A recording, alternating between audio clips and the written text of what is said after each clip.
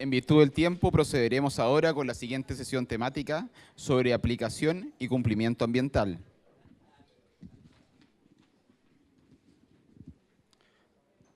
Como ustedes saben, vamos a esperar algunos minutos mientras ingresa el resto de las personas.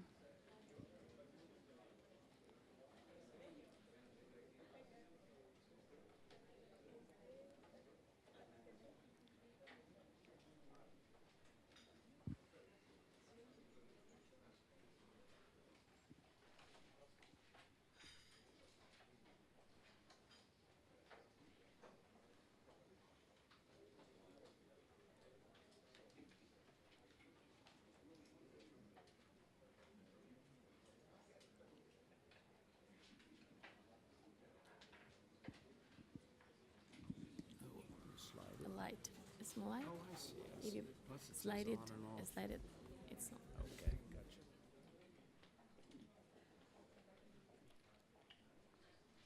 Como ustedes ya saben, uno de los principales desafíos en las Américas es la aplicación efectiva del amplio marco legal e institucional con que contamos para garantizar el Estado de Derecho. En esta sesión que sigue, esperamos abordar las tendencias y los problemas emergentes en su aplicación. En septiembre de 2015, el señor Scott Fulton fue electo como el quinto presidente de Environmental Law Institute, con sede en Washington, D.C., y anteriormente, el señor Fulton era director de la firma de abogados de medio ambiente Beveridge Diamond P.C., y se desempeñó como consultor jurídico de la Agencia de Protección Ambiental de los Estados Unidos, EPA, y en un número de otros altos cargos de liderazgo del gobierno de los Estados Unidos. Por su experticia internacional en gobernanza ambiental y Estado de Derecho, es miembro del Consejo Asesor de Justicia Ambiental de las Naciones Unidas y es profesor adjunto de la Escuela de Derecho de la Universidad George Washington. Señor Fulton, tiene usted la palabra para presidir esta sesión. Muchas gracias. Buenos dias, everyone. Good morning. Many thanks to the Organization of American States for the invitation to be with you this morning, especially since my Spanish is so poor that I will need to speak in English. Forgive me for that. A special thanks to our friend Claudia Duvent for her leadership in keeping focus within the Americas on rule of law in the environmental context, or the so-called environmental rule of law. I must say I've had the opportunity to work in most regions around the world on these issues, and I have to say that what's happening here in this region is cause for great hope. With the possible exception of Europe, there really is no other region in the world that is experiencing the kind of intra-regional thinking and knowledge transfer that is taking place in this region. And OAS is a very big part of that, and Claudia and her team are central to what's happening at OAS. So many thanks to them for their good work. My pleasure really to be part of this distinguished panel this morning, looking at the ever important question of environmental enforcement. For my part, I'll try to set the table for the discussion, perhaps responding a bit to my friend Gustavo's search for clarity on what we mean by environmental rule of law, because it is important that we be clear on what these terms mean so we know what we're reaching for, but also maybe just a few thoughts on how enforcement connects with this idea of environmental rule of law. And then we'll move to our speakers and our paper presenters who have offered some important and provocative questions relative to the subject of environmental enforcement. So let's talk a little bit about environmental rule of law. It's generally understood that that rule of law is a goal. It's a desired end state in which the law prevails, or the law ultimately rules, if you will, in the actions of those covered by the law, so that it imagines moving from words on paper, or the text of law, into the actualization of law. And the various United Nations pronouncements on rule of law see two primary dimensions to this idea. One is substantive in character, and one is procedural in character. The substantive dimension demands that the content of law be protective of fundamental rights and reflective of fundamental values. And we'll be talking some in our panel here about the evolution of substantive environmental law in this direction and what it portends for this question of compliance and enforcement going forward. The procedural dimension calls for the observance of law in practice by all relevant sectors of society. In other words, accountability under the law. And this is the space of the hard work of effective implementation, where many, if not most, governments fail or at least struggle. It's very important to see the synergy between the substantive and procedural dimensions of rule of law. If the law is not, by content, protective of fundamental rights or reflective of fundamental values, then observance of the law proves a challenging proposition because the affected community resists it. Conversely, when law is aligned with fundamental rights and values, it is more readily embraced and followed. But we know that even well-aligned laws do not guarantee full compliance because other considerations, such as economic self-interest, or in some cases sophistication gaps, can serve as a counterweight to compliance. And that's where enforcement comes in.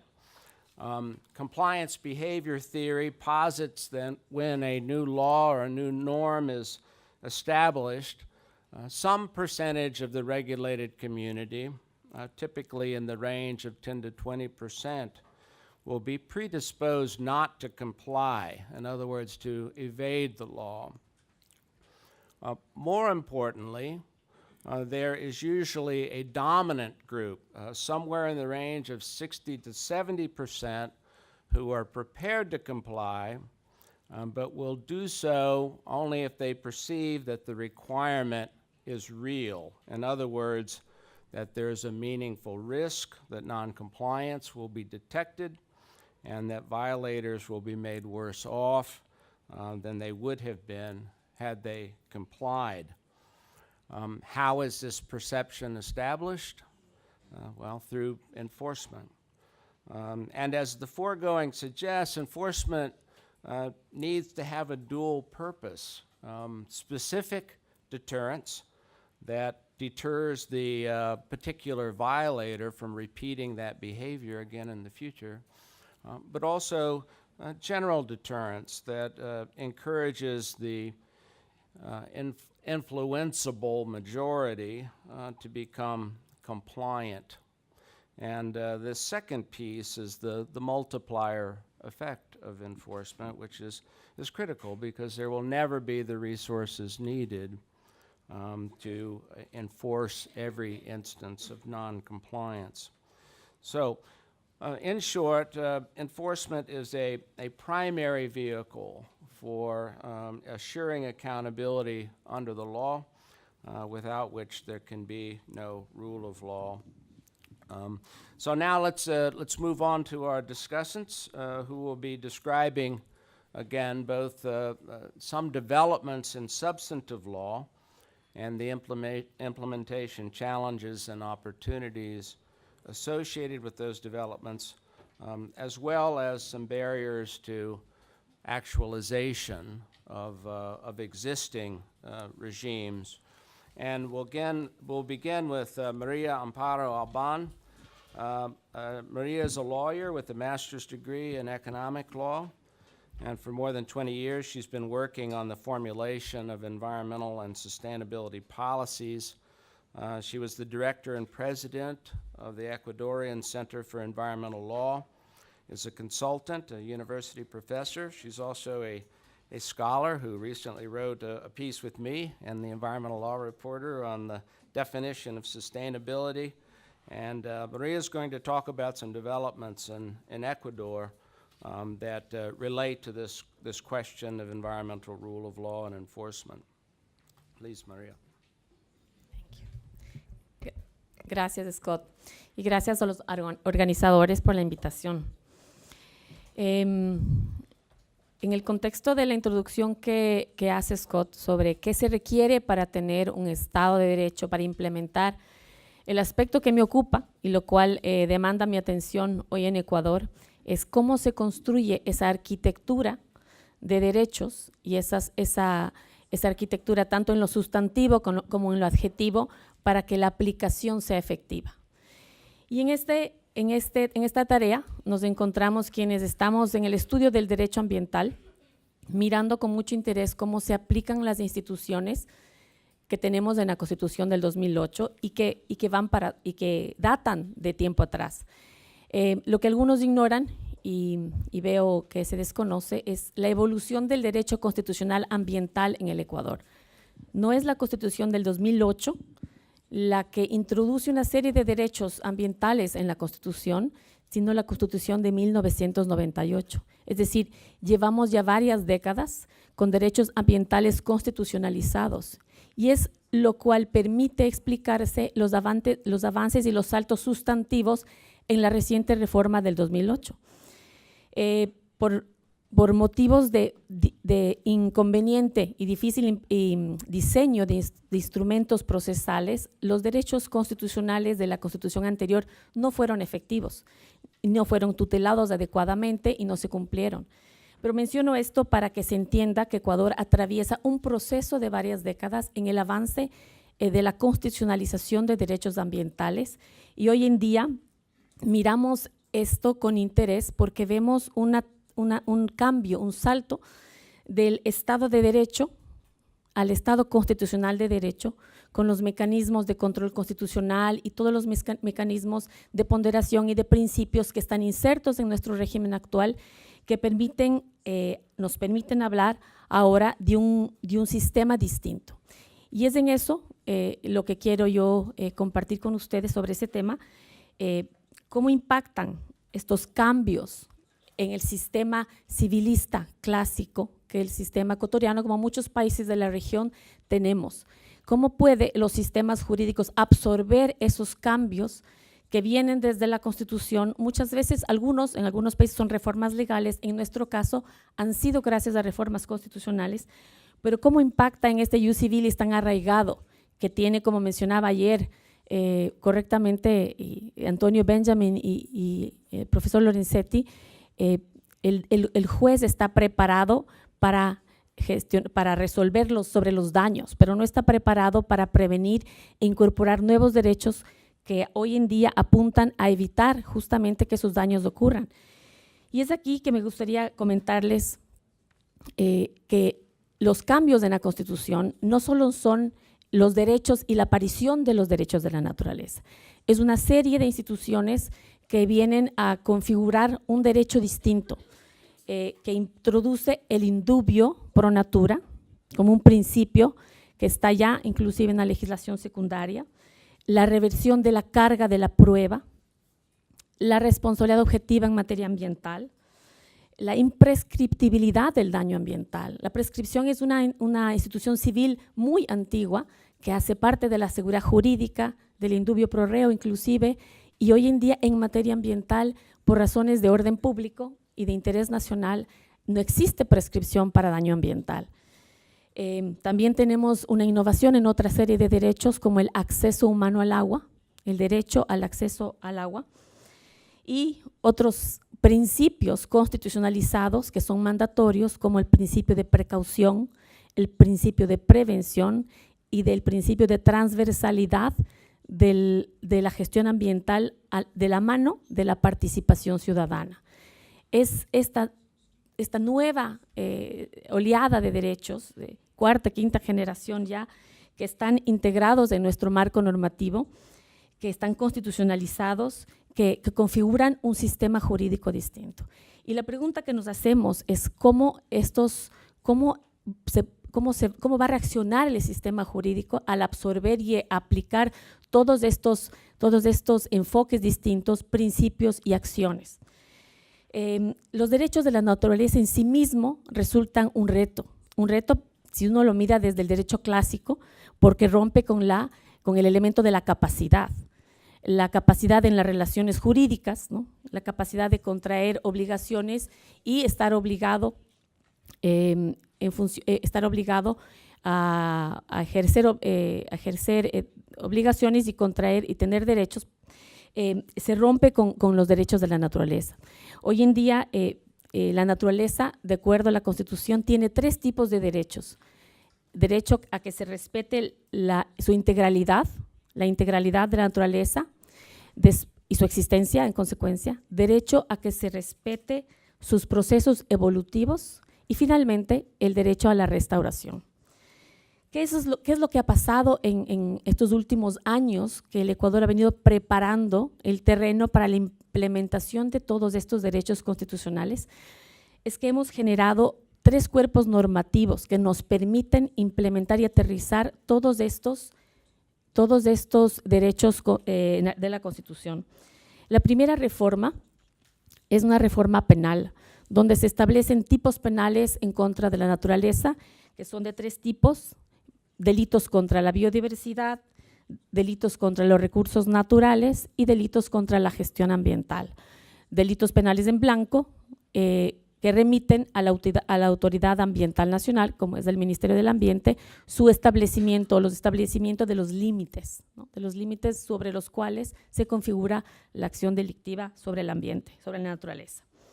La segunda reforma, y quizás la más importante, es la promulgación del Código Orgánico de Procesos, que es un código procesal donde se regulan tanto los aspectos del proceso administrativo como del proceso civil.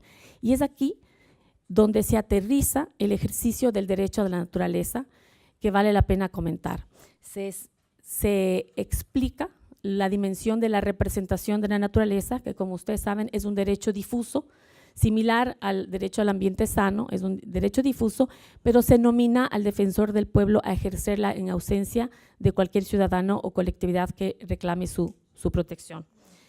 Se establece la prohibición de doble recuperación, y esto es un aspecto de seguridad jurídica ambiental introducido en el código, que apunta a que si una acción dañosa, en este caso un daño ambiental, un daño contra la naturaleza, ya fue reparado, restaurado, remediado por alguna otra vía, digamos la vía administrativa, por ejemplo, con el regulador, esta ya no podrá ser demandada por vía civil, por una acción directa.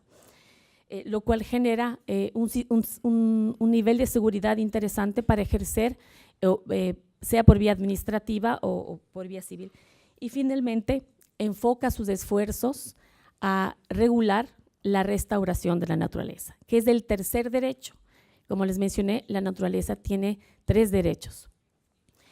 Y finalmente, el Código Ambiental, el Código Orgánico al Ambiente, que es una reforma muy reciente de hace unos pocos meses, que tiene un efecto de vigencia diferido hasta el próximo año, en que entra plenamente, donde se establecen todos los principios ambientales que serán aplicados de forma directa por los funcionarios y en los procesos de sede administrativa y en los procesos contenciosos. Bien, es aquí donde me quiero detener en los 2 aspectos. Primero, en el Código de Procesos.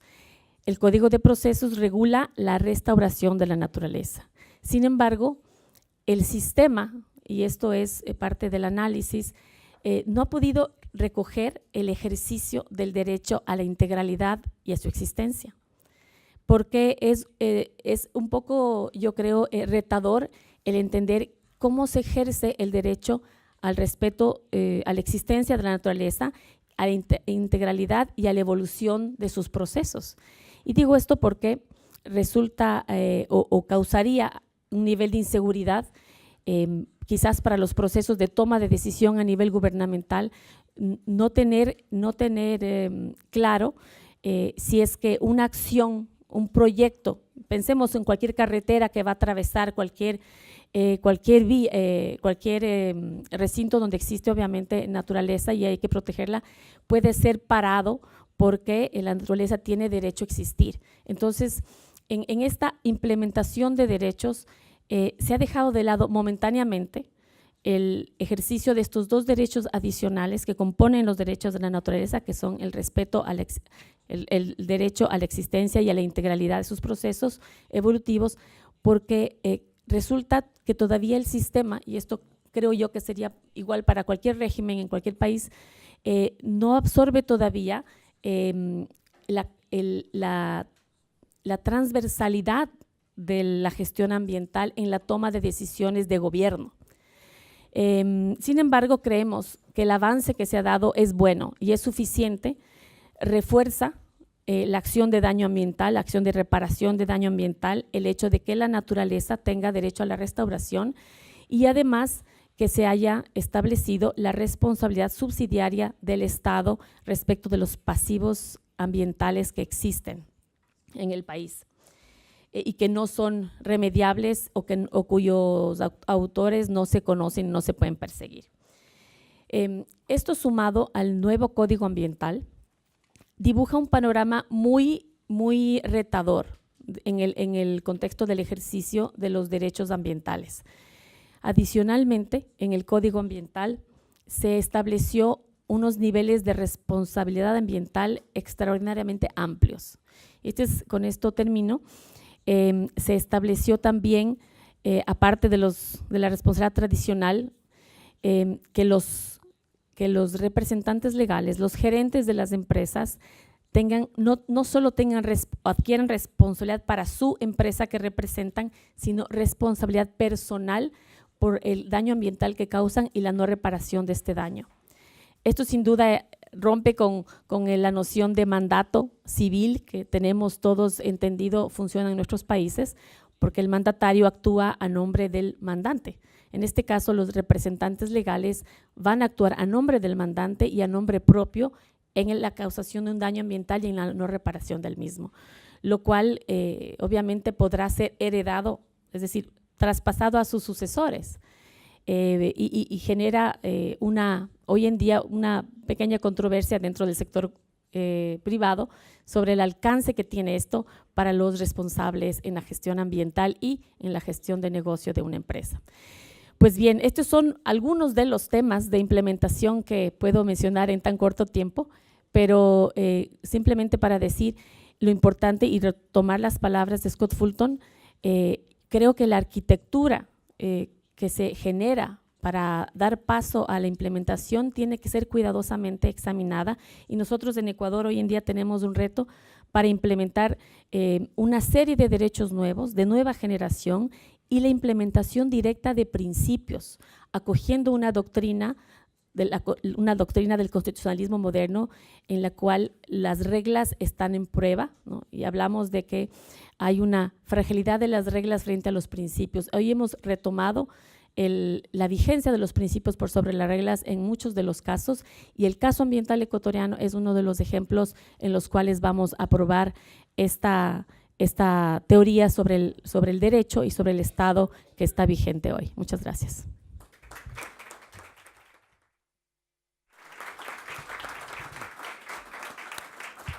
Muchas gracias, Maria. And now we're going to turn to Patricia Farnese.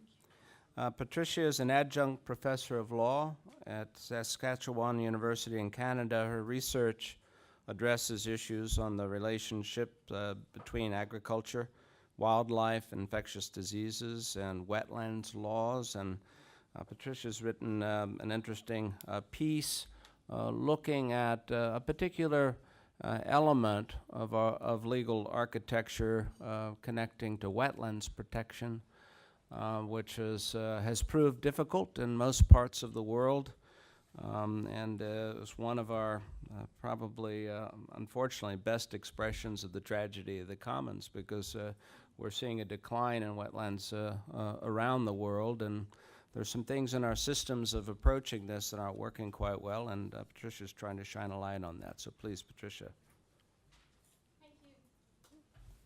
Yes, thank you for the opportunity to be here. I've been an academic now for 15 years and a student of development and law for a decade before that. So you could perhaps forgive me if I'm less than optimistic that the Sustainable Development Goals are going to be an effective means to address the development and environmental challenges that we face. No doubt new regulations will be passed and existing regulations will be highlighted as a concrete means of implementing these SDGs. But without a critical analysis of the actual operation of these regulations, there's really no reason to believe that they're going to be any more effective than the Millennium Development Goals or the Rio Goals or any of the multiple other things that we've had before us. Therefore, instead of accepting this sort of common line that if these regulations were better enforced, they would be more effective, this paper uses wetlands as a case study to explore how discretion, if not exercised appropriately, actually can undermine the regulations that they're set, that, the goals of the regulations that we have in an environmental context. So the first argument I make in this paper is that even where there's political will to meaningfully address wetland loss and degradation,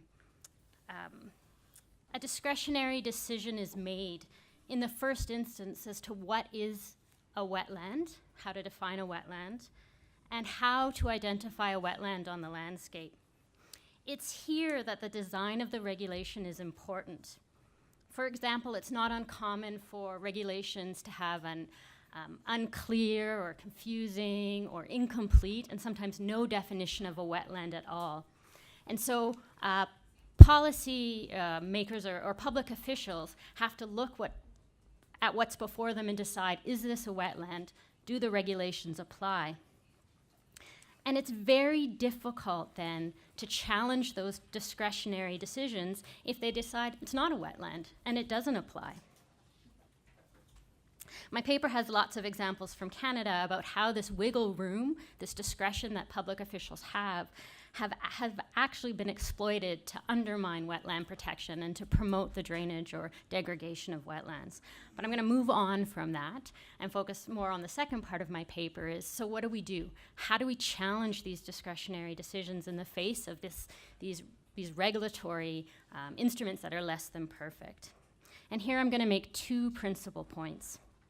The first is that the standard by which we judge the appropriateness of discretionary decisions by public officials is inadequate because it does not reflect the environmental context in which the decisions are made.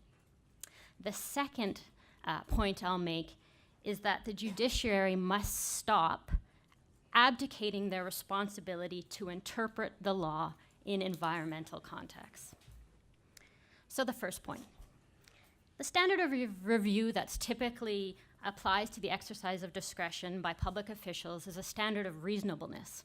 This applies in wetland regulations, it applies in environmental law generally, and just to the operation of discretion. This doesn't mean that, well, sort of another way to say this is the judge doesn't have to agree with the decision. It doesn't have to be a decision that the judge would have made. It just has to be a decision that's reasonable. The application of a reasonable standard is, as I said, is not unique. Determining whether discretion has been exercised appropriately, however, is more complicated in an environmental law context. Specifically, unlike other areas of law, I would argue that these traditional considerations about whether or not the law is exercised appropriately, is non-arbitrary, is being consistently applied, is efficient, isn't sufficient in environmental law context. It's more complicated in environmental law. It's a well-accepted principle that context is a relevant consideration when determining what is reasonable. And I would argue that in an environmental context, or an environmental law, this context has to include the overall status of the resource or the ecosystem or the species that is the subject of the regulation. In short, it's illogical to conclude that a decision by a public official to drain a wetland is reasonable if the rates of wetland loss are accelerating. How could that ever be a reasonable decision? Moreover, I assert that discretionary decisions that fail to consider scientific assessments or the precautionary principle are presumptively unreasonable. This doesn't mean that public officials can't make decisions that go against science or aren't precautionary, but those decisions will only be reasonable if the regulatory regime explicitly permits that factors other than these are something to take into consideration when deciding how to proceed. So if the regulation says you have to balance environmental benefits with economic growth, then maybe you can ignore some science. But without that, those decisions in an environmental context have to be unreasonable. So my paper has lots of information expanding, how we can define this and how this isn't against the rule of law and all those things. But because we have time restraints, I'm going to talk about judges now. Because ultimately, these decisions go before judges and have to be reviewed, right? The standard is applied by judges. Sorry, Ooh. I'm having trouble with the connection. Please try again in a moment. I'm just going to see what time I have, but I guess Siri's trying to get in on the act. Exactly. So to move on to judges then, a number of case studies exist that demonstrate how disputes over the science relied upon to implement and enforce environmental regulations actually have at their root policy or value conflicts. Public officials have also been accused of engaging in what they call a science charade, where they disguise policy or value decisions as science specifically to avoid public scrutiny or scrutiny by the public and also by the judiciary. This is a problem because as non-subject matter experts, often judges are unwilling to substitute their own analysis of the science for the scientific conclusions of public officials. But surely not all conflicts are disguised policy decisions. Some of these are in fact, legal decisions. Where regulation requires that public officials make decisions based on the best available science, the question of whether officials are meeting that standard is as much a question of science as it is a question of law.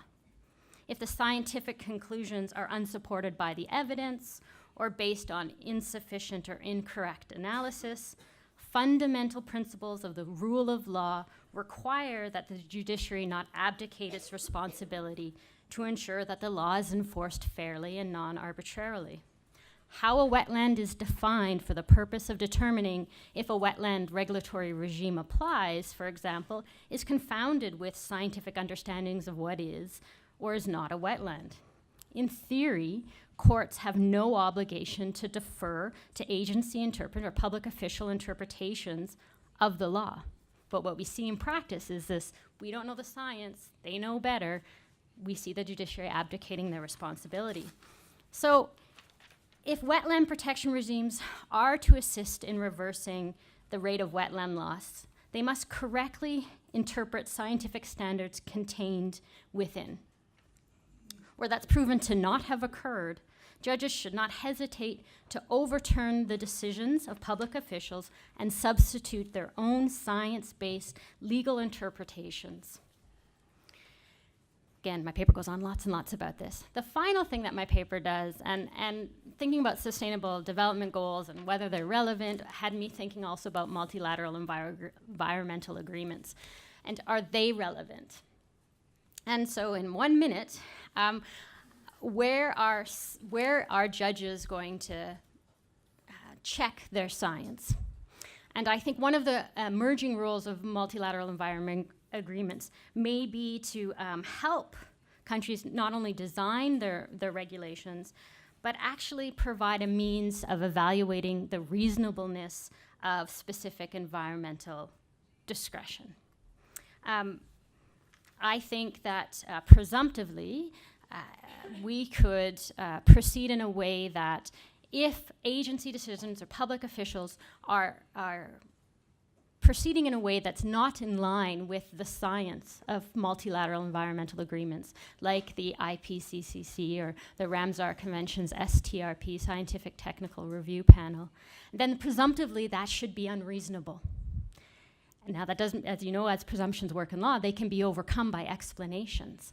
But I think that that's a new role that multilateral environmental agreements can do to help judges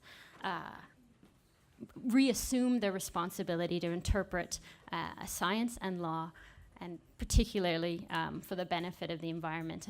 And just last thing, discretion is about a dialogue. It's a dialogue between interests. And nature doesn't have a voice. And I think if we reform reasonableness in an environmental context, create these presumptions, we're evening the power. We're speaking for nature as a first instance, and I think we might see some change and more effective implementation of environmental regulations. Okay.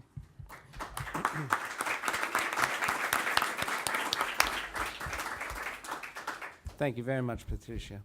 And now Christian Del Piano Lira is going to speak with us. Christian is an assistant professor of public international law and international environmental law in Chile. He's the director of the Center for Studies in Natural Resources Law and an alternate minister of the First Environmental Tribunal of Chile.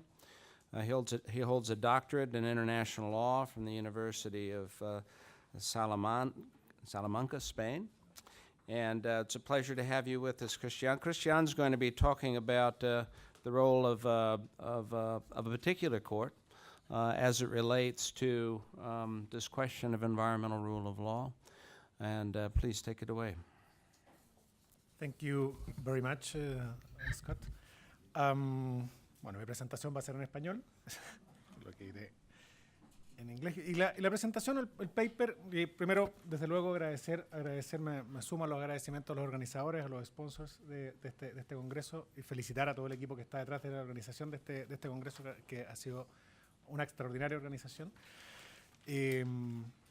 También enviar los saludos y las disculpas de mi coautora del paper, que es María Belén Olmos Yuponi, que no pudo estar en esta presentación debido a compromisos que tiene en su universidad de origen en el Reino Unido.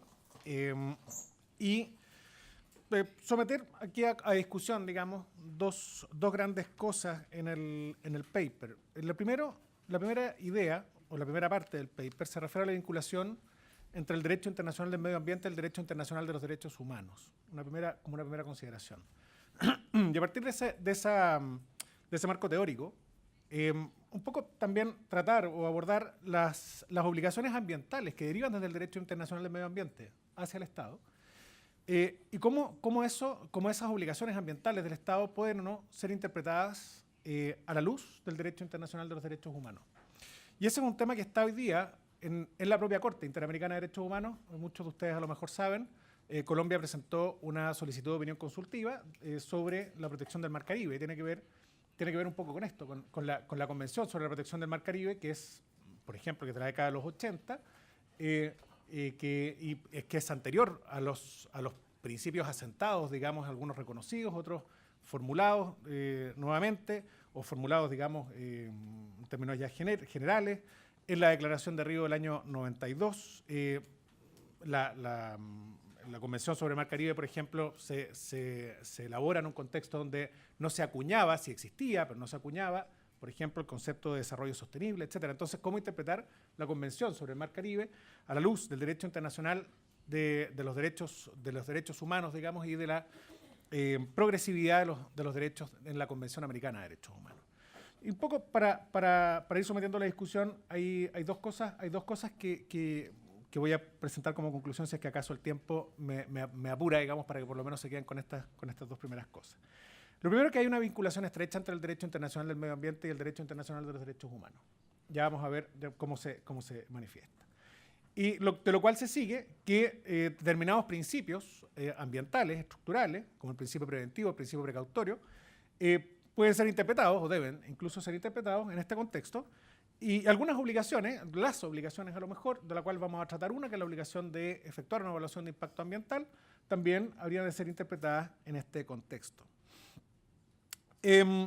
Veamos, la vinculación entre el derecho internacional del medio ambiente y el derecho internacional de los derechos humanos es entre ambas ramas, digamos, relativamente reciente.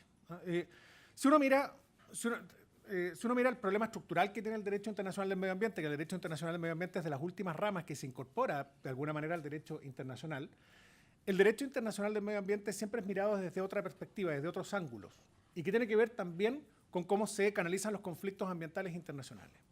Por ejemplo, no hay un tribunal internacional de medio ambiente, no hay un tribunal ambiental internacional. Por lo tanto, los conflictos ambientales, salvo que sean en la Corte Internacional de Justicia, que es una corte de jurisdicción general, siempre los conflictos ambientales se van a ver ya sea desde el comercio, en el órgano de solución de diferencias de la OMC, por ejemplo, o desde el Tribunal de Derecho del Mar, o desde, también recientemente, en los últimos años, desde la Corte Interamericana de Derechos Humanos, o desde el Sistema Interamericano de Derechos Humanos.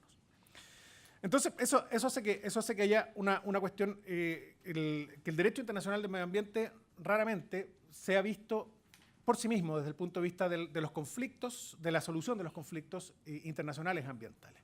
Algunos ejemplos hay, desde luego, por supuesto, la Corte Internacional de Justicia, los casos más conocidos, a lo mejor el caso Gapsikovo-Nagimaros, por ejemplo, entre Hungría y Eslovaquia, el caso de la papelera Bosnia, entre Argentina y Uruguay, y recientemente los casos entre Costa Rica y Nicaragua. Pero fuera de eso, en el Tribunal de Derecho del Mar, por ejemplo, se conocen los casos de pesca del atún de aleta azul, de land reclamation en el estrecho de Johor, también de las obras en el estrecho de Johor, recientemente dos opiniones consultivas sobre actividades en la zona, digamos que es los fondos marinos oceánicos más allá de la jurisdicción del Estado, y sobre pesca ilegal, que también hay algo sobre eso, la pesca ilegal no regulada, etc. Desde el derecho internacional del medio ambiente, desde sus orígenes, se ha preocupado de la salud humana. Básicamente ha sido ese y el derecho internacional del medio ambiente, desde luego, también tiene un cariz antropocéntrico, como es el derecho ambiental también, por supuesto. Y ahí hay una vinculación estrecha, no la voy a desarrollar mucho ahora, lo podemos ver en la ronda de preguntas, lo cual podemos tomarnos un tiempo más largo a lo mejor en responder, y aquí miro de reojo al moderador a ver qué expresión toma, pero bien. Y luego, claro, la protección de la salud, digamos, como foco central de los primeros conflictos ambientales. Y luego, desde el derecho internacional del medio ambiente, se ha ido desarrollando, tanto a nivel constitucional, desde luego, como el concepto, por ejemplo, de tradiciones constitucionales comunes, si se quisiera, y desde el sistema interamericano de derechos humanos especialmente, ha habido una tendencia hacia el reconocimiento del disfrute de un medio ambiente sano, que se erige como un elemento necesario para el goce y ejercicio, además, de los derechos humanos, de los restantes derechos humanos. Así, por ejemplo, si miramos el derecho internacional de los derechos humanos desde el derecho internacional del medio ambiente, el reconocimiento de los derechos humanos desde el derecho internacional del medio ambiente los podemos encontrar en varios ejemplos. La Declaración de Estocolmo del 72, por ejemplo, el principio 1, señala que el hombre tiene el derecho fundamental a la libertad, la igualdad y el disfrute de condiciones de vida adecuadas en un medio de calidad tal que le permita llevar una vida digna y gozar de bienestar. Hay otros ejemplos, la Carta Mundial de la Naturaleza, el 82, el informe Brundtland, por ejemplo, que define las bases del desarrollo sostenible o sustentable, como quieran decir, teniendo en cuenta la protección de los derechos humanos y la consecución del mismo. La Declaración de Río, por supuesto, es otro ejemplo. Desde los derechos humanos, ahora lo miramos desde la otra perspectiva, el carácter universal, indivisible e interdependiente, afirmado en la Conferencia de Viena, del año 93, ha significado un giro en la protección del acceso a un medio ambiente sano como uno de los llamados derechos de tercera generación, lo cual se ha visto reflejado a su vez en el constitucionalismo iberoamericano a través de la protección constitucional del medio ambiente. Ahora, en la jurisprudencia, ¿cómo se ve esto muy rápido, porque ya veo que me están haciendo un 2 como número. Ese reconocimiento ha podido ser directo o indirecto. I'm sorry. Y además tengo que hacerlo más lento. Un reconocimiento indirecto se ha visto, por ejemplo, desarrollado en la Corte Europea de Derechos Humanos, con la protección indirecta hacia la vida privada y familiar especialmente. Pero la Corte Interamericana sí que se ha reconocido de forma directa este medio ambiente sano a través de la progresividad de los derechos económicos, sociales y culturales del artículo 26. La Convención Americana, sabemos, no tiene una norma expresa sobre un derecho a vivir en un medio ambiente sano, pero a partir del artículo 26 sí se ha visto una relación entre vivir en un medio ambiente sano y la relación con los artículos 1.1, 4.1 y 5.1 de la Convención. En el segundo punto, y a modo de conclusión de esto, hay varias cosas que uno podría decir, hay varios casos que se pueden citar. Caguas con Honduras probablemente sea uno de los... la Corte y la Comisión Interamericana de Derechos Humanos han sentado criterios para hacer efectiva la tutela judicial del derecho humano al medio ambiente a través de la interpretación evolutiva de las disposiciones de la Convención Americana de Derechos Humanos. Es un poco como conclusión del primer punto. El segundo punto, muy rápido, a modo de tweet, a lo mejor. Sí que hay que tener cuidado con los tweets. Aquí. Sí, hay referencia, y pueden verlo en el paper, a determinadas obligaciones, y nos referimos a dos. El deber de debida diligencia, por ejemplo, el due diligence, que involucra los principios preventivo y precautorio para el cumplimiento del due diligence, que es el cumplimiento de las obligaciones de conducta del Estado, y las obligaciones de conducta en materia ambiental. El Estado debe probar, debe acreditar que ha cumplido con los principios preventivos y con el principio precautorio. Eso es lo que ha dicho el Tribunal de Derecho del Mar, por ejemplo, respecto a las actividades en la zona, que de alguna manera tiene una interpretación o puede ser ampliada a otros ámbitos. Tanto el principio preventivo como el principio precautorio tienen un fundamento ambiental, pero hoy día también se les puede concebir como un fundamento de la protección de los derechos humanos. En términos tales que hoy día el principio preventivo y precautorio no solamente rigen desde el derecho internacional del medio ambiente hacia la protección de otros estados dentro de la soberanía, es decir, la prevención del daño transfronterizo, sino que también se extrapola hacia la protección de las personas que se encuentran bajo su jurisdicción. En consecuencia, ahí tenemos una vinculación estrecha con los derechos humanos, y ahí podemos abundar un poquito más sobre eso. Por último, sobre las evaluaciones de impacto ambiental, que también emana desde el derecho internacional consuetudinario, que se fue declarado también expresamente en el caso de Argentina con Uruguay. Sin embargo, el contenido es determinado por cada jurisdicción. La Corte Interamericana de Derechos Humanos sí ha hecho referencia a esta obligación en términos bastante, no sé si decir certeros, pero en términos bastante directos en el caso de Pueblo Saramaca con Surinam.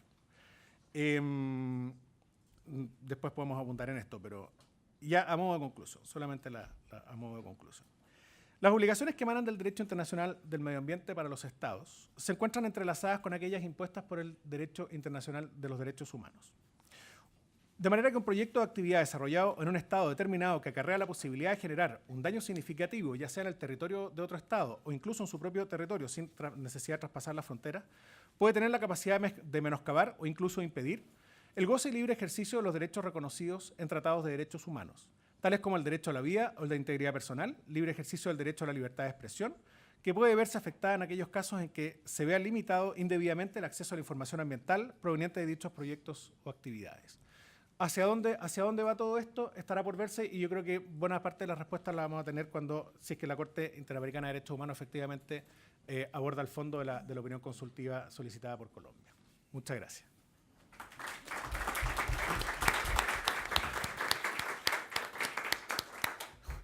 Thank you very much, Christian. It's very difficult when so much thought is poured into a paper like this to reduce it to a short presentation, but very much appreciate the efforts of our panelists to try to condense a lot of material into a short, compact amount of time. We have time for a few questions. I thought I might exercise the prerogative of the moderator to ask our panelists a couple of questions. One, I would direct this to Patricia. In the United States, we haven't seen an evolution of environmental specialty courts like we see in some of the regions of the country, including the Environment Court here in Chile. Part of the thought process behind that is that the Administrative Procedures Act and other features of U.S. law which allow for deference to executive decision-making are part of what makes it possible for generalist judges to sit in environmental cases and make judgments in environmental cases, because they don't have to say what the right answer is. They just need to be able to determine whether an approach is arbitrary or reasonable. So a question for you, and you can think about it for a minute as I frame the question for Maria, is would a change, the kind of change you envision, which would undo these principles of deference in systems where they exist in the environmental setting, would it necessarily lead to a need for judicial specialization in the environmental space?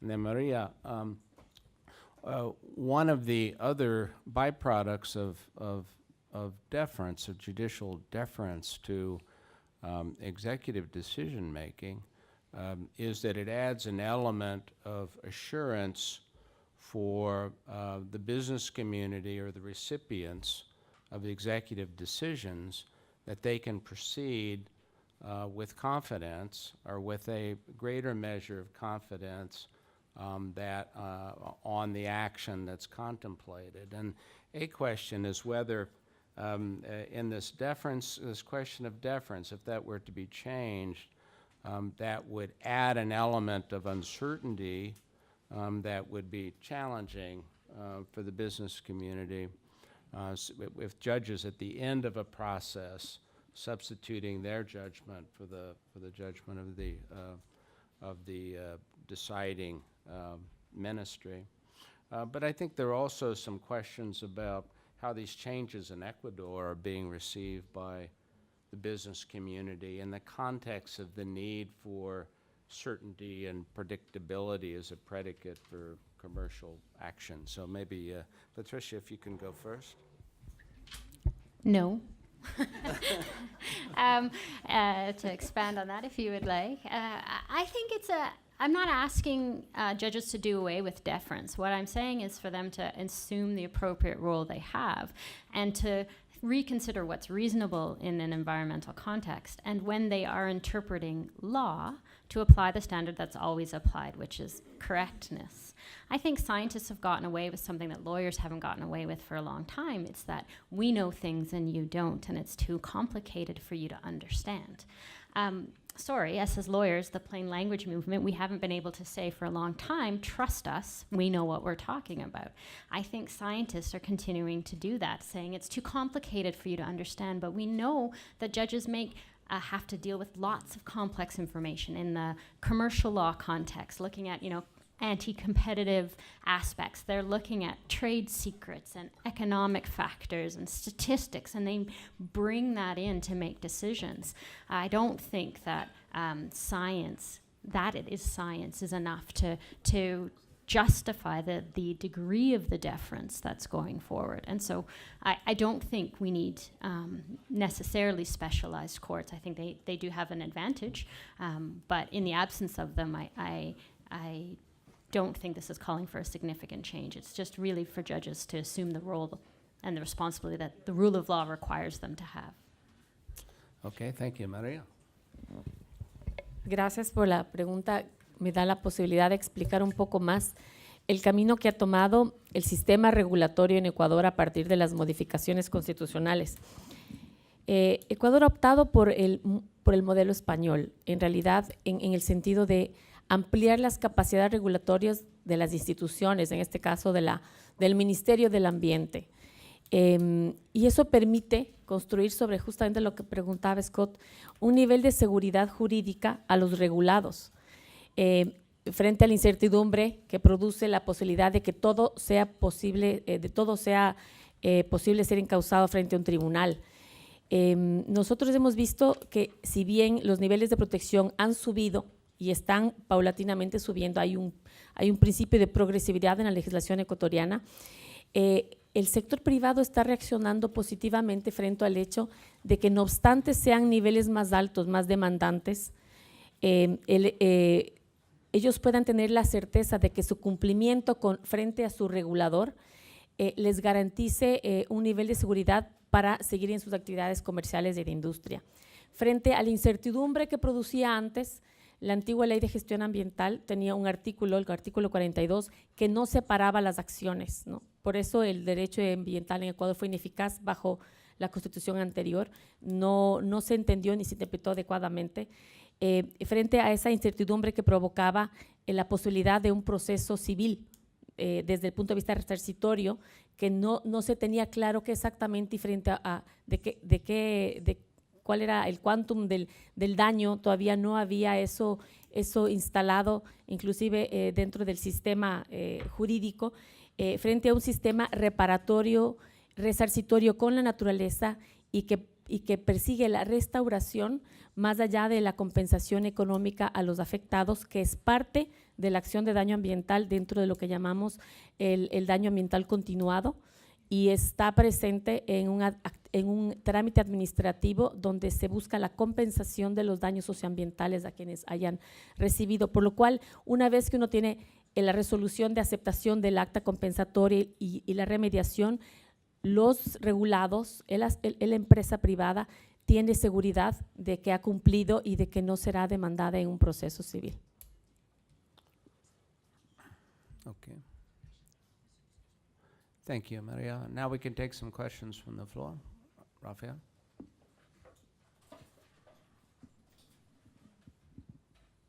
Muchas gracias, Scott. Solo una muy breve referencia a lo que planteó recién, a la respuesta que dio recién. Yo sé que tiene que ser muy breve, Patricia, porque nos pide lógica en seguir tu planteamiento. No he leído el paper, así que obviamente soy primero interesado en empezar a leerlo en cuanto salgamos de aquí, pero dice que la ciencia se aplica, son dos supuestos. La ciencia es aplicada por la administración, sería aplicada por la administración. Y los tribunales generalistas aplican la ley. Y por lo tanto, el resultado neto, en la gran mayoría de los casos, es una exagerada deferencia del tribunal a la administración en el supuesto de que la aplicación de la ciencia, ¿no es cierto?, ha sido más precisa y exacta en el trabajo de la administración. Bueno, el caso nuestro en Chile, hace muy pocos años atrás, en realidad es una experiencia que tiene muy pocos años todavía, pero se ha optado por un sistema que por lo menos en teoría implica que la discusión desde un tribunal especializado que integra como parte del tribunal, los ministros del tribunal que constituyen el tribunal son ministros abogados y científicos o técnicos, y se le dan los recursos para que tenga asesores técnicos permanentes, científicos o asesores técnicos permanentes, y de las decisiones de los tribunales ambientales de Chile se espera que en la decisión se incorpore la discusión jurídica y también la discusión científico-técnica como una manera de justificar la decisión jurídica, que obviamente la decisión final es una decisión jurídica. Entonces, a mí me cuesta, no logré seguir el planteamiento tuyo, porque tú después de hacer esta referencia dijiste, yo no creo que los tribunales especializados pudieran ser a way out of this issue. Okay, thank you, Rafael. Let's take one more question and then we'll answer them both. Back here? Not just one more question. We'll take how much time do we have, Claudia? Okay, we'll go until we drop. Okay, señor. Mi pregunta va dirigida para María Albán. En su presentación dijo que el Código Orgánico Procesal regula la restauración de la naturaleza, pero que sin embargo no reconoce el derecho a la integralidad y su existencia, y así como la evolución de sus procesos. Porque esto generaría un problema de seguridad jurídica, ¿sí? Entonces, mi pregunta es, ¿cómo cree usted que puede solucionarse el problema para que este derecho sea efectivamente un derecho y no sea un derecho meramente nominal? O sea, ¿de qué forma esto llega a ser realmente un avance? Eso. Okay. We'll take a couple of crisp answers to those two questions, and then we'll take a few more questions. Go ahead, please, Patricia. I don't think if I said that, which I probably did, I didn't mean to say that environmental courts wouldn't solve the problem. I think they would be quite helpful as we move along.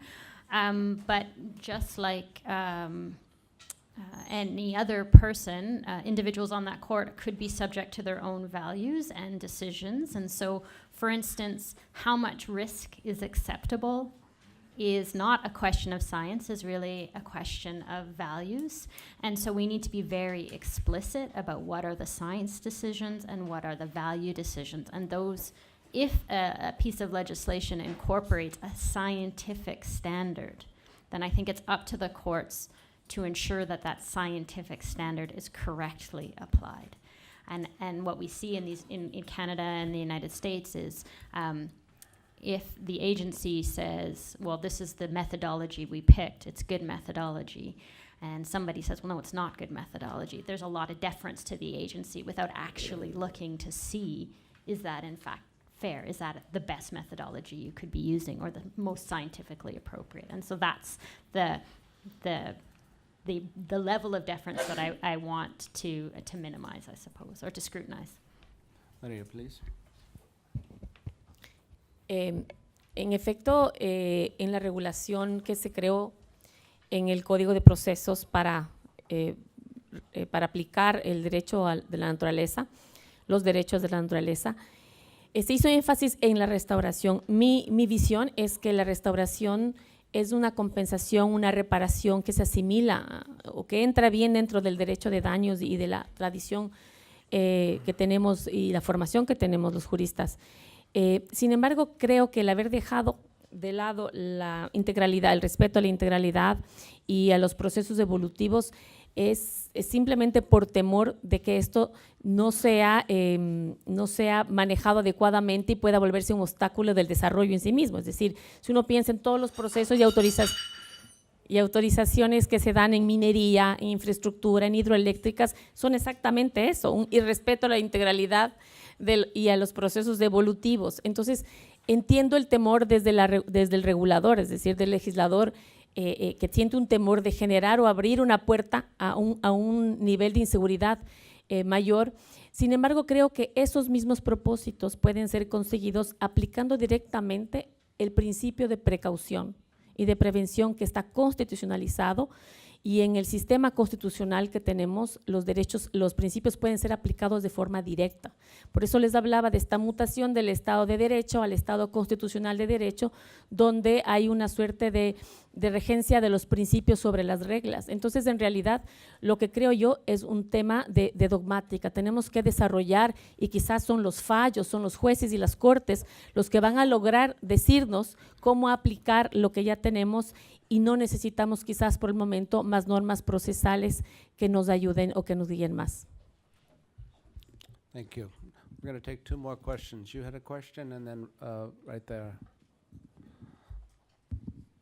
Perhaps. Buenas tardes, Patricio Vallespín, diputado de la Comisión 12 años de Medio Ambiente y Recursos Naturales en Chile. La consulta puede ser respondida quizás por el expositor chileno o la expositora de Canadá, porque si el Estado debe garantizar el principio preventivo y precautorio, pero a su vez hay discrecionalidad de la autoridad pública en cómo interpreta aquello, la pregunta es, ¿cómo resolvemos ese dilema cuando se presenta? ¿Qué puede darse? Entonces, ¿hay algún mecanismo que pudiera a lo mejor legislarse respecto al punto? Porque si no, estamos en una situación no resuelta. ¿Cuánto garantiza el Estado? Va a depender de la discrecionalidad con harta ciencia o con poca ciencia de la autoridad competente. Creo que es un dilema que me encantaría conocer si hay algún mecanismo que pudiera implementarse. Y a la expositora de Ecuador, ¿cómo sintonizan estos principios constitucionales que usted señaló de la integralidad de la naturaleza, de los procesos evolutivos, del derecho a restauración, si los instrumentos de gestión ambiental no consideran integralmente esa temática? Por ejemplo, si el sistema de evaluación de impacto ambiental, que es un instrumento por definición clave para eso, no incorpora la integralidad de la naturaleza o los procesos evolutivos, difícilmente se va a cumplir el principio constitucional y queda meramente declarativo. Suena bonito, pero es inaplicable. ¿Cómo lo piensan resolver? Porque yo creo que van a enfrentar ese problema. Ok. Okay, thank you. Let's take the other question, and then we'll work on answers. Gracias. Patricia, I look forward to reading your paper. It's very interesting. Y mi pregunta es, me gusta mucho lo que acabas de decir sobre hacer explícitos los valores. Es un poco el approach de post-normal science, de unir la ciencia dura con mecanismos que permitan incorporar valores subjetivos como justicia, equidad, riesgo, etc. Pero quiero ver si puedes elaborar un poco más en cómo entiendo que el estándar que tú propones es que los jueces identifiquen la mejor información disponible y a partir de ahí puedan discernir si están frente a un escenario de science trade. ¿Cómo pueden, o sea, tienes alguna propuesta más concreta que pueda ayudar a los jueces a avanzar hacia la identificación de la mejor información disponible? Porque eso se acabaría convirtiendo en un estándar legal aplicado de esa forma. Okay, thank you. I'm going to bend the rules and take one more question right here. And then I'm going to ask each of the panelists to take 1 minute. I'll just go down the row. You answer whichever part of these questions you would like to answer. One advantage to being compressed for time is we can self-select a bit. Please. Gracias. Soy Mindy Fuentes, abogada, profesora de legislación ambiental en la Facultad de Ingeniería Geográfica de la USACH. Y mi pregunta es para María Amparo Albán, respecto de lo que decía de la reforma del Código de Proceso Civil y Administrativo en Ecuador. ¿Cómo van a aplicar o cómo están aplicando actualmente la figura del defensor del pueblo? ¿Quién va a ejecutar o quién va a ejercer ese cargo? ¿Y cómo lo harían para defender a la sociedad civil? Okay, let's do our down the table run here. Let's go ahead and start with you, Maria. 1 minute, please. Bien, sobre lo referente a cómo integrar estas visiones, estos componentes de los derechos de la naturaleza en los requisitos de cumplimiento y específicamente en el estudio de impacto ambiental. Nosotros ya veníamos integrando ciertos aspectos adicionales al mero ejercicio de línea base, transectos, de impactos. Ya teníamos una experiencia de unos años anteriores, habíamos comenzado a valorar impactos socioambientales y ahora servicios ambientales, es decir, ya está dentro del trabajo previo a la aplicación de plena, digamos, del COGEP, que es el código, esta tarea de cuantificar el impacto en los servicios ambientales. Está tarifado, más o menos determinado. También se introducen, como les decía, los aspectos del daño continuado, que es aquellos daños hacia la población por el uso y goce de sus servicios ambientales que fueron afectados. Entonces, algo de eso ya estaba. Sin duda, para poder llegar a una plena justicialidad del derecho a la integralidad de la naturaleza, a la respeto a sus ciclos evolutivos, sí va a tomar un tiempo capacitar y generar una dogmática administrativa que vaya integrando y regulando los estudios de impacto ambiental en ese sentido, que sin duda, como les digo, hay un principio de progresividad. Cada vez más se demandan más requisitos y más estudios para poder garantizar y otorgar los permisos. Para mí quizás el tema está en el proceso de fiscalización y de auditoría que se hace del cumplimiento más que en el requisito. Y sobre el tema adicional, la Defensoría del Pueblo es una institución que fue creada ya hace algún tiempo en el Ecuador, en la Constitución anterior, actúa a través de una Defensoría del Ambiente ante la cual se denuncian o se reportan las violaciones de los derechos, tiene varias defensorías de la niñez, y en este caso es la Defensoría quien promueve y quien exhorta, digamos, todavía no ha habido ningún caso porque hay una legitimación activa, entonces son los ciudadanos los que directamente hacen el ejercicio de protección o de acción a favor de la naturaleza. Gracias, María. Cristian, please. Okay. A ver, la pregunta del diputado es una pregunta complejísima, por cierto, porque tiene varios niveles de respuestas que además llevan asociadas otras preguntas. A ver, para situar la cuestión, el principio precautorio sabemos que es un mandato para actuar o dejar o no actuar, digamos, en escenarios de incertidumbre. Esa es una primera cosa que hay que decir. Y ahí hay varios niveles desde la decisión política. Pongo como ejemplo, el ejemplo de una decisión política basada en principio precautorio fue el retiro hace algunos años atrás en Chile de la tramitación de la ley Monsanto, porque no se sabía cuáles iban a ser los efectos que podían tener los alimentos genéticamente modificados. Entonces, cuando tengamos más información, vamos a tomar una decisión. Eso fue un poco el discurso que recuerdo que se hizo en esa ocasión, y ahí se muestra de forma más evidente que una decisión de política, digamos, de política legislativa, si se quiere. La pregunta a partir de ahí, se pueden dar en otros ejemplos, en otras cosas, hay varias preguntas en realidad. Primero, ¿hasta qué punto hay una obligación del Estado de aplicar el principio precautorio desde el punto de vista del derecho internacional? No hay una respuesta unívoca ahí. A lo mejor el tema del due diligence nos puede dar una orientación. Hay otras tendencias a decir que el principio precautorio es una norma consuetudinaria de derecho internacional general y por lo tanto es obligatoria, en fin. Pero a partir de ahí nos surgen dos grandes cuestiones. ¿Cuál es el margen de actuación que tiene la autoridad administrativa, la autoridad política por una parte, la autoridad administrativa?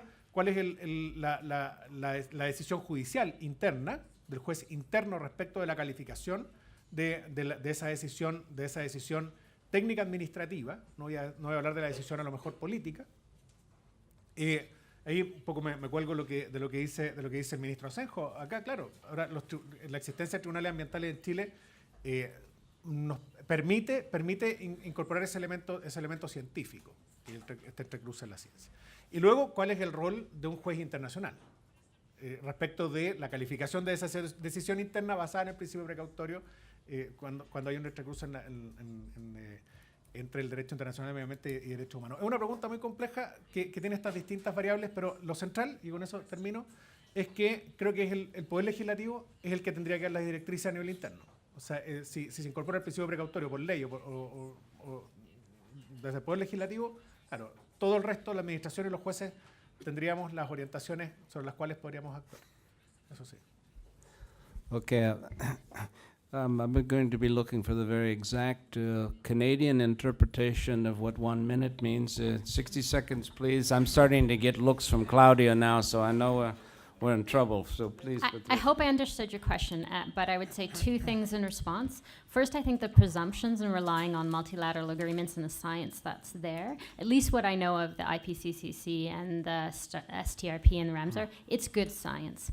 The second hand, the judiciary doesn't have to redo the science themselves. They can look at the integrity of the science. So things like whether it's been peer reviewed, put it before the agency. Is it peer reviewed?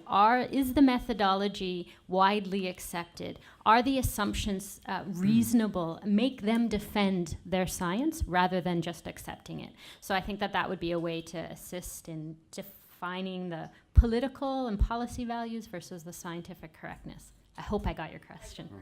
Okay.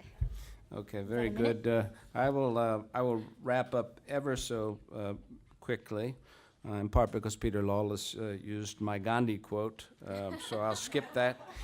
We started by observing that there were two dimensions to environmental rule of law, a substantive dimension and a procedural dimension. We are very much challenged because with laws that exist at this moment in time, compliance continues to be a challenge, and enforcement as a mechanism for reducing compliance continues to be a challenge.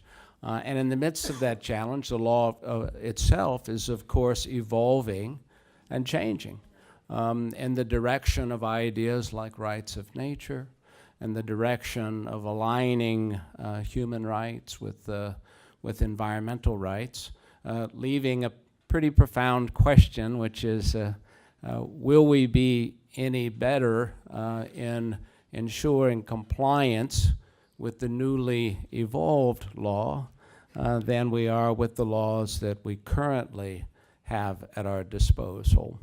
And there's really no answer to that question other than we need to continue the struggle we need to double down on the mechanisms and mechanics for breathing life into our legal norms, whether they happen to be the ones that we're currently working with or the ones that are still coming to us and still evolving.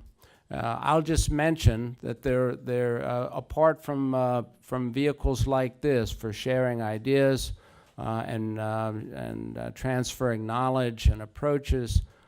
There is a network. The institute that I work for is the secretariat right now for this network, the International Network for Environmental Compliance and Enforcement, or INES. If you're interested in that, if you're interested in being part of an international collaboration that attempts to move forward together in dealing with this vexing issue of how we align our intentions with what's really happening in practice, would invite you to take a look at that. You can find it at INECE, INECE.org,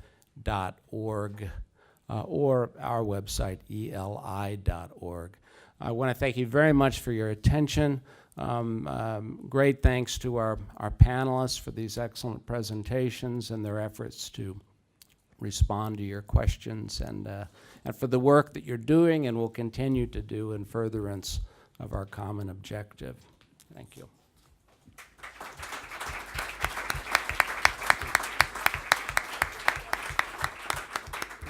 Lo invito a una foto oficial, por favor, al panel liderado por el señor Fulton.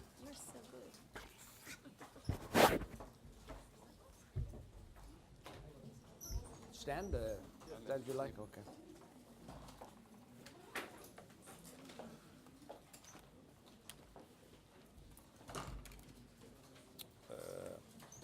How we doing? Okay. Oh, we'll be uniform.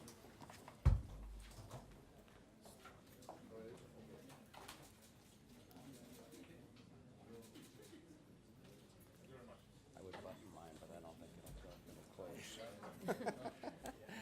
Oh, Nick's gonna. I wasn't sure if I answered. Did I answer? Yeah. Well, it's Agradecemos al señor Fulton